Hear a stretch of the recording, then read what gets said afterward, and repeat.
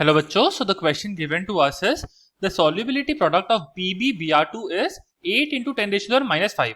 If the salt is 80% dissociated in saturated solution, find the solubility of salt. तो इस question को शुरू करते हैं। तो इस क्वेश्चन का जो की कॉन्सेप्ट है वो है solubility product, ठीक है, solubility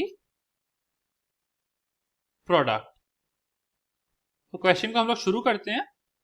तो हमारे पास गिवन है सॉल्युबिलिटी प्रोडक्ट जो कि होता है KSP ऑफ PbBr2 जो कि इक्वल है 10 raise to the power -5 into 8, ठीक है। और बाद में हमें गिवन है कि ये जो सॉल्ट है 80% डिसोसिएटेड है अपने सैचुरेटेड सॉल्यूशन में, हमें सॉल्युबिलिटी बतानी है।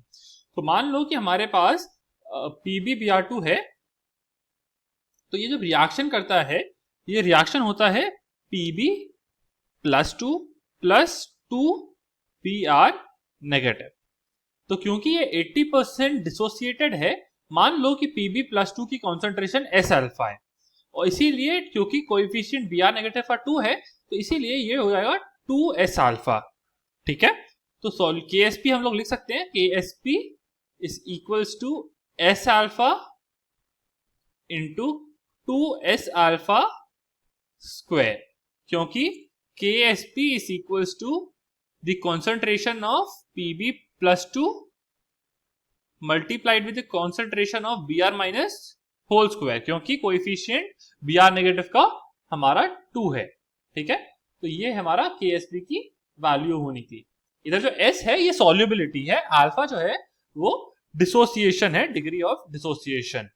तो इसी को हम लोग वैल्यू सब्स्टिट्यूट करें। KSP हमें गिवन है 8 into 10 raised to the power -5 is equals to S cube into 4 into alpha cube। अब alpha हमारे पास हो जाएगा 0.8, क्योंकि वो 80% डिसोसिएटेड है, तो 80% मतलब 0.8, ठीक है। तो S cube into 4 into 0.8 cube is equals to 8 into 10 raised to the power -5।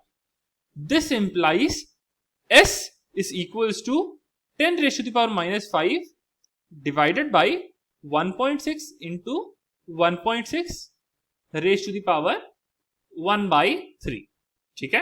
इसकी वैल्यू हमारे पास जो आएगी, इसकी वैल्यू आ जाएगी हमारे पास 0.034 मोल लीटर इनवर्स। तो हमारा आंसर है 0.034 मोल लीटर इनवर्स। तो सॉल्युबिलिटी आ गई हमारे पास, ठीक है। तो hope you understood the solution. Best of luck.